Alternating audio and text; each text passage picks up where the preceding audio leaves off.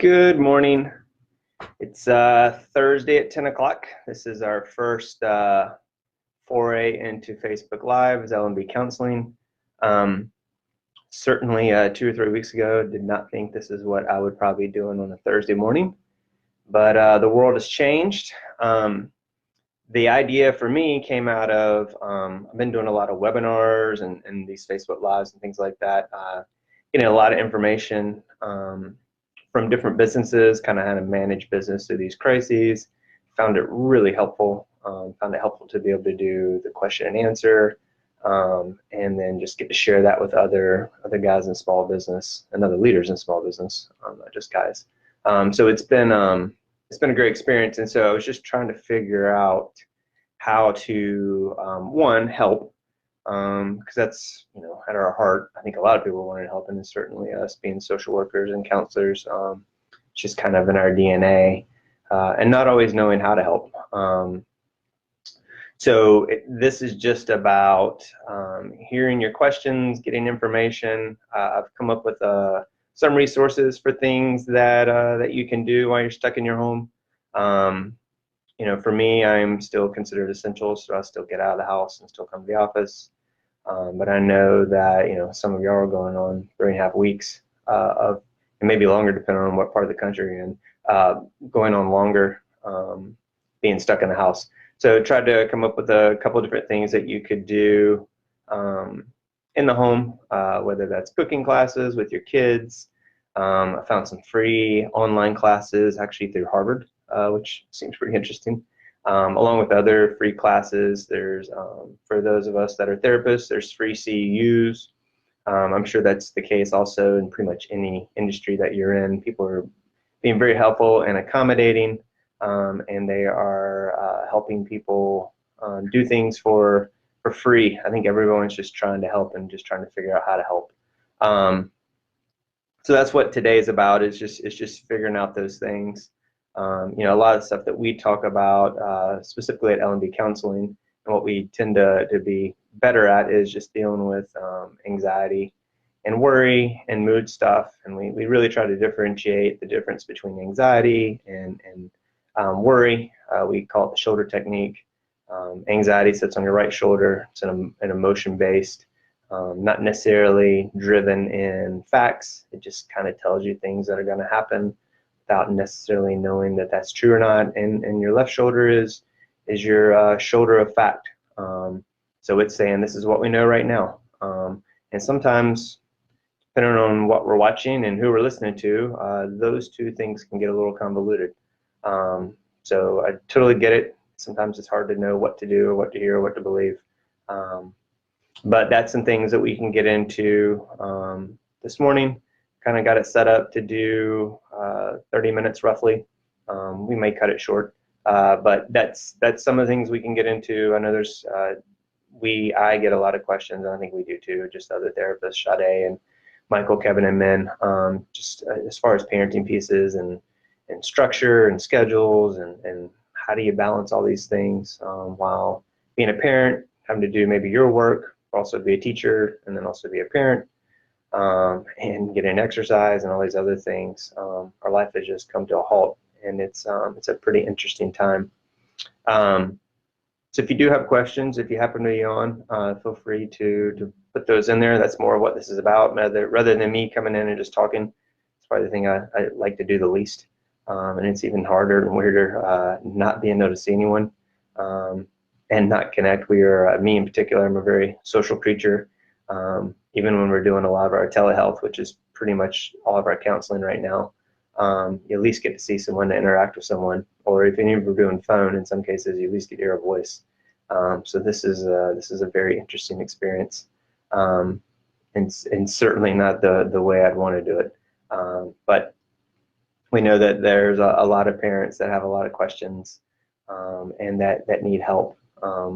So like I said, just feel free to ask anything that you need.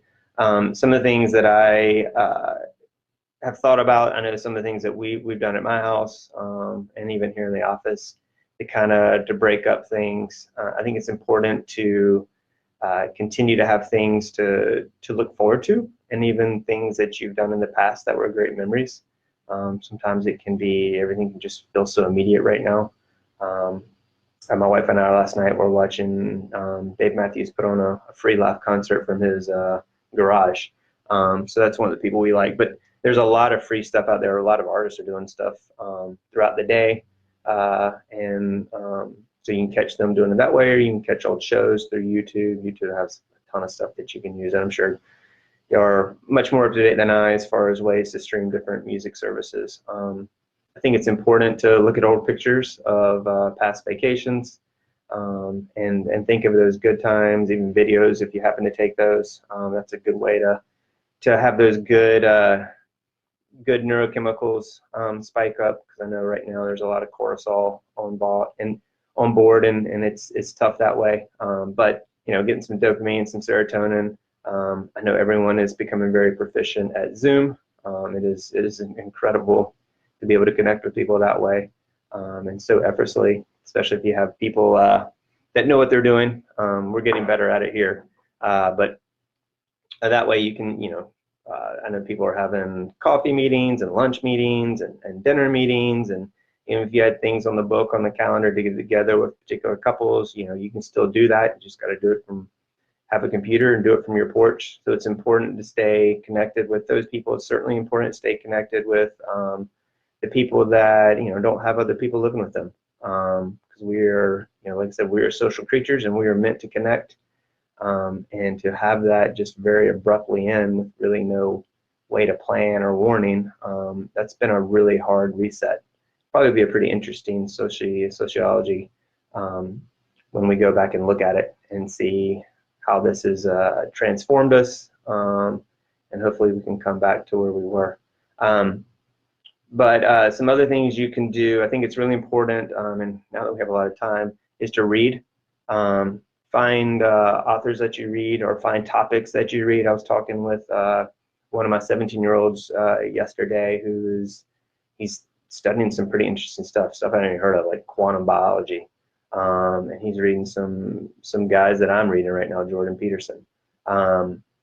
And so it's good to read things that are fun to read, but it's also good to read things that challenge you, that stretch you, that make you think.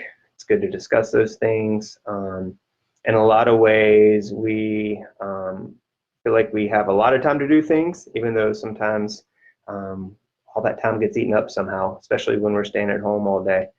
So it's important to take time, set aside time to go do those things that challenge you. We're meant to do hard things. We're meant to do challenging things. That's how the brain learns. That's what gives us dopamine. That's what gives us fulfillment. And I know a lot of us have had that taken away because we can't do those things, our work, that we're challenged. I know parenting is probably the hardest thing that we do. And you're getting to do it 24/7, but we're also tied to other things that we do outside of our home. Obviously, exercise, that's paramount to our lives, and I know that's been cut off a lot of ways. So one of the resources I did look up, there's two of them that I'm going to send out. One of them was in Charlotte Agenda, so it has a whole list of different things you can do, from cooking to yoga to classes and things like that. But they've got yoga, they've got mindfulness, they've got Pilates. A lot of those are free. I know the Y is doing some stuff online for free. And then there's another resource that lists a lot of the different organizations that are doing free videos. And you can pretty much find anything you want on YouTube if you just want to take a particular class. But and it's important to see, if you can try to do those things together. I do a lot of stuff with F3 here in this community, and we've moved all our stuff to virtual. So they're doing workouts, and guys are getting on Zoom, and everyone's working out together, doing kettlebells or things in their garage, and keeping that routine. Even doing it at 5:30 in the morning, which is when we normally work out. And I know a lot of us are driven to get up in the morning, get our workout in, feel really good, and start our day. It's really important to have that routine. It's really important to have that schedule, and keep that up. I'm also going to list a resource that has a way for you to create schedules for yourself, for your kids. That's the beauty of school so often for kids, and that's why they have everything posted on the walls, and when the bell's going to ring, the warning that the bell's going to ring, because we're conditioned to move from one thing to the next. We're not conditioned just to sit around and be there for a large amount of time. So we need that structure and that routine.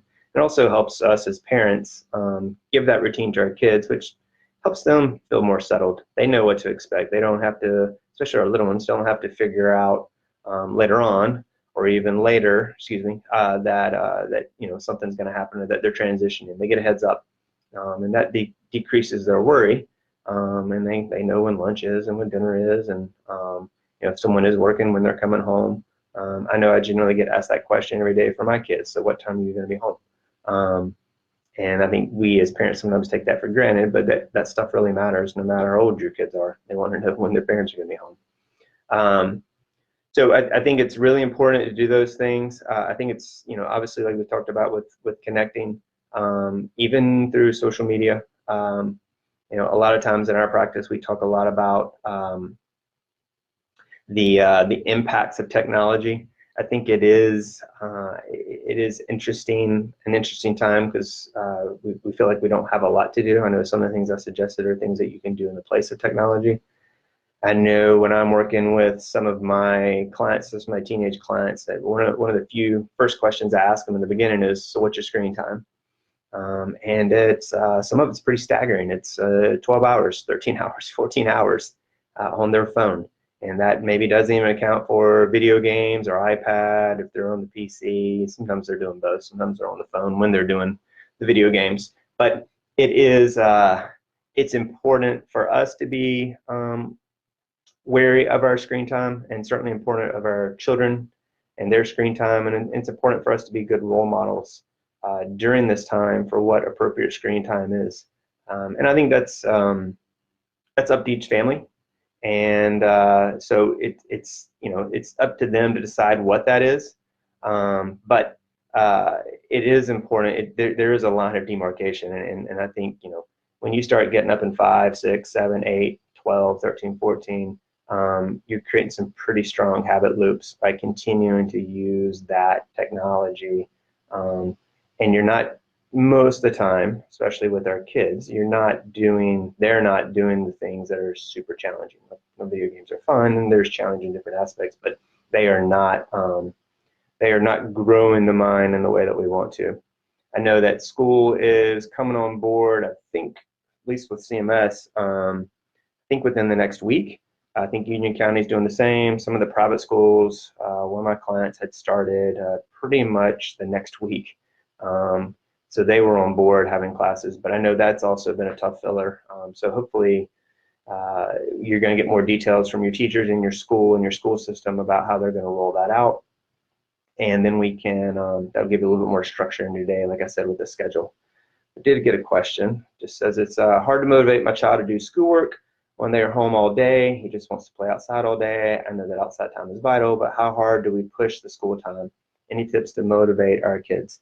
I think the real struggle lately, and even the last 2 weeks, was the idea that it was voluntary, and so they latched onto that. And in some instances, some teachers were going above and beyond. I mean, putting stuff out there, having meetings, saying, "Hey, you need to get this done." So holding the kids accountable. And then in other situations, they weren't as holding them as accountable. So it truly was voluntary. I think now that school's kicking back in, there are going to be some things and parents can use to say, hey, this does need to get done. Outside time is vital, and it's awesome. I think, said this with a couple people, we're lucky in a way. I mean, this virus is horrible, but we are fortunate that the time it came in versus, the winter. We can get outside more. I think as far as what you should do, if you want to, I think talking to my kids, I think at least 2 hours a day of work they have to do. Now they're middle school, elementary school may gear it different, and high school may do it differently too. And it may be different per school, to be quite honest. I haven't heard enough from my other clients to hear what all the variance is between the schools, but I think if you just want to take that 2 hours, you can break that up into 30 minutes over the course of those 2 hours of the day. So you can do 30 minutes at one block, and then 30 minutes another block, and then lunch, and then do 30 minutes, and then 30 minutes sometime in the afternoon. to make it more intermarry, and I think that would be helpful. I think it's having them have something to do, and then having you understand what it is that they're doing. And I know that's hard. It's hard for us, my wife and I, when we're sitting there looking at you know, Common Core math, and we didn't do it that way. So it is a stressful event to try to learn what they're learning in the way that they're learning, and then teach it in that format. There may be some variance or excusable behavior during this time to help with that, but I do think that you give them, if you even wanted to do 30 minutes, 30 minutes, 30 minutes, 30 minutes, you could break that into the 4 cores. I mean, you could do the language arts, you could do the math, the social studies, and the science for your elementary school kids, and you could do it for that way for your middle school kids too. I know that some of them only take social studies in one semester, and then science in another semester, but there's generally 4 core classes that they're learning. I know that's true in my son's case, that he's got 4 different classes each day, and those are his 4 core classes. So I think you can do all those things and have the outside time, the fun time, and it's awesome that they're being outside rather than being on screens all that time. But I think you can still mix that up. And you know, I think all these kids are different. You know, some are going to be pleasers and motivated and want to do it, and they're task oriented. And so if their teacher says this needs to be done, then they're going to get it done. And then, you know, the kids that before the virus that were not super motivated about certain things or in certain subjects, those are going to be a little harder to leverage. But you just keep doing what you've been doing, what you were doing before the virus, of trying to motivate them. In an ironic way, you can help them because you can help keep them on task. Whereas maybe before they struggled. I mean, everything's been condensed. All the fluff has been removed as far as the academics go, and it's just now just getting down to it. And so I think it's easier in some ways if you just tell a kid, you know, hey, work hard for 30 minutes. I know with our clients that have ADHD, a lot of times we'll do the 20-10 or the 10-5 rule, which is work hard for 20 minutes and take a break for 10, or work hard for 10 minutes and take a break for 5. And it becomes easier to do when you're there with them, because you can set the alarm and you can, I know sometimes it's tough to corral them back, but you need to think of this as, you know, we're out for the next 5.5 weeks for sure, as far as public school goes. And we know on average it takes about 60 some days to start a habit. So you've got a lot of time to instill some of these good habits that maybe they were struggling with at school, to really bear down and help them with that. And some of the stuff that we do here is just figuring out how to do that. What are the carrots? And they're all different for each kid, to kind of help them get that task accomplished. But most kids, I mean, if you're saying work 2 hours a day, you can get that out of them. It's just having the work that the teachers are providing that they need to do, and I know sometimes that's a challenge. I did one of the resources that I'm going to put up there is some stuff you can do for school. So there's some things that you can do that are creative. I know that we watch NBC a lot, so they're always broadcasting their weather school. And I know there's some people, even people who are on this link right now, that their kids are into the weather. And so there's a way to, it goes back to finding that challenge. So, you know, whatever your talent is for your kiddo, feeding them with things that are challenging, but they're interested in doing. There's some stuff on here, you know, for kids that are interested in coding. There's some stuff on here for kids that are interested in website or video game development. There's just there's a whole litany of stuff. Like I was saying before, there's a lot. I mean, never in the time that I know of history where people are giving so much stuff away. And it's just content, it's ideas, and that's where this kind of came from. Is I'm learning a lot from small business leaders and people that are wanting to help, whether it's through the loan program or just kind of how to manage through a crisis and manage cash flow and things like that. And I've just found it incredibly beneficial. So it was just something I wanted to try to do to connect with our audience, because, you know, we were getting to see y'all every day in our waiting room. getting to say hello and check in, and now it's just so different that we don't get to see our people. So it's hard. And I know y'all are going through the same thing. It's just not seeing your neighbors, seeing your friends, seeing your family. So this was just kind of a way to hopefully give back and answer any questions that may be out there that to help people. The big thing is for me is to stay active, to have a schedule, to keep a routine, especially with our kids. We don't know how long this is going to go on for. At worst case scenario, they're going to have 20 some weeks out of school, and they're going to roll right into the summer. So it's important to keep those habits, because it takes a long time to kind of build up, and it takes very, very little for the cliff to happen. And I know with some of our clients, they were working really hard, especially with let's just say some of the social anxiety stuff, or maybe some of the OCD stuff. And now the world has just shrunk, and so we're going to have to work really hard to kind of help them back out of that. And that's where the parents come in, of just making sure they're staying connected, not just over a mic, but doing actual face-to-face. It may not be the most exciting thing, but checking in with their aunts and uncles and their grandparents and things like that through Zoom or whatever Skype, FaceTime mechanism you want to use. But making sure that they're still practicing while being socially distant, but physically, but still connecting with other people and their friends. So that's vital that we continue to do that, and it's vital that we have a schedule.